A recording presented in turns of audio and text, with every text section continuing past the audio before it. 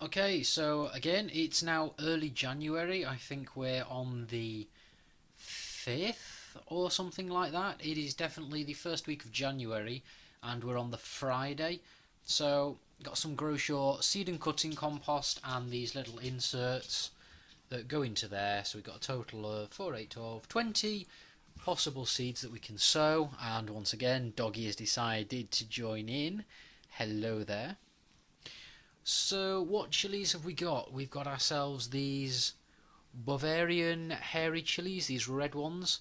They produce these very dark seeds. See if we can get the light on that there. So they're a little funny one that I'm going to try. They produce these sort of not quite teardrop shaped chilies. Then we've got the Peruvian lemon drops. We're going to do some of those. And the hot Rukita. So just taking a closer look at the Bolivian seeds, they are, I don't know if you can see them very well here, they're a really sort of dark shriveled brown on the edges. They almost look like they've sort of been roasted, but they just dry like that. They start off as these really dark black, jet black seeds that you don't tend to normally see in chilies, and then they've got these thicker edging borders and they just curl up. So there's 10 of those, which is what we're going to do, and then we're just going to equally divide up the others into the remaining cells using the Groshaw, because I find it less stodgy than the John Innes. That seems to have a lot of clay, and this is a lot more finer and lighter with a lot of sand, sort of like Levingtons tend to do. And this is Westlands, I think it is. Yeah, Westlands Groshaw.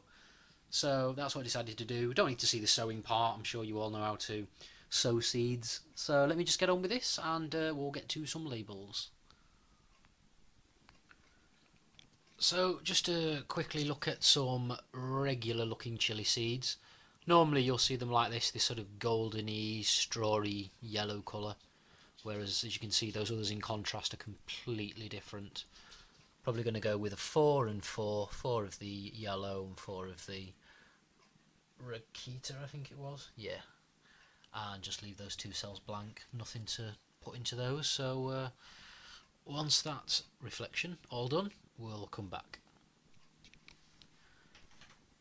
Right, that's all of them sown, and correction, it is the Friday the 6th from earlier, and we've just done those 10 Bolivian, 4 Peruvian yellow and 4 Rikita, which are the ones that you tend to see on the Texas barbecue pizza at Domino's.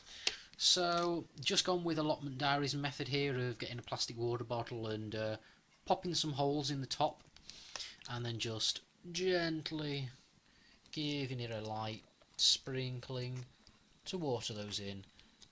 And as I say, this is a very light sandy seed compost. It just is a lot easier to start with, not too clayey and heavy, and things can push through rather easily. And this is just going to sit on the window ledge. It is kind of early to start these. It tends to say start February time, but I always find that they don't tend to ripen, especially over here. It can be a bit cold Cheshire side. So give them an extra shot indoors, stick that on a warm window ledge. And that is the chilies for 2017. Alright then, just as a sort of last hurrah, I thought we'd go through some of the other things that you'll be seeing later in the season, things that will be growing. I got these from the Tatton show this year. These are seeds from Robinson's. They're quite a well-known grower. They tend to do lots of big and giant strains of things. But these are currant tomatoes. They produce these big, tall, bush-like things, as you can see in that little picture there, with just absolutely tons of these sort of berry bursting size fruits. So we've got the yellow currant and the red currant variety, and look, you can just see how many is literally on one sort of branch there. Absolutely loads of them. Now I've got a special, I'm probably only going to have like one red, one yellow, but I've got something planned for those. You'll see when it gets to it how I'm going to grow them and keep them as a big bush. Now, last year, my granddad always tries these courgettes and cucumbers, so I like things of different colours, unusual. So we've got the Atina Poker. Now, they are an F1. I don't like growing F1s, but it was the only way I could find to find ourselves a yellow variety, something different from, green, as everything tends to be. So those are some yellow courgettes. So he's done cucumbers and courgettes, so that's a courgette to give a go. Probably only just do one plant again, see what happens. But this year is, for me, mainly the year of the squash. Again, these were from the Tatton show. These are squash Hubbard Blue.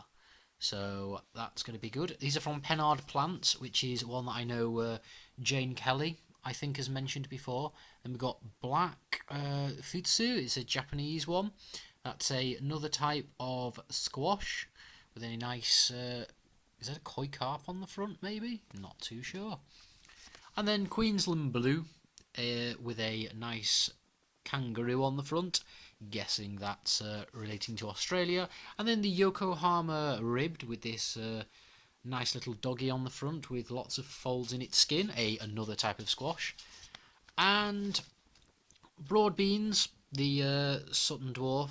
Now, why did I pick these up? I have no idea. Probably because there was an offer on or something of like get so many for a certain price. Or did my mum pick some out, possibly? But it's a cool picture anyway.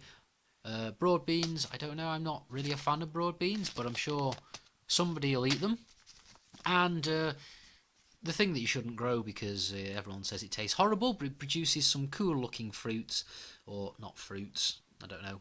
The pea asparagus with, he's not looking too enthralled as, I mean, they are something to look at, but when you eat them, they're just like chewy cardboard, there isn't any flavour apparently. So that is 2017 right there in a nutshell. It's going to be the year of the squash and the tomato with the odd little dabble in between and maybe a few exotics. So once again, that is all for now, and I'll see you later on in the season.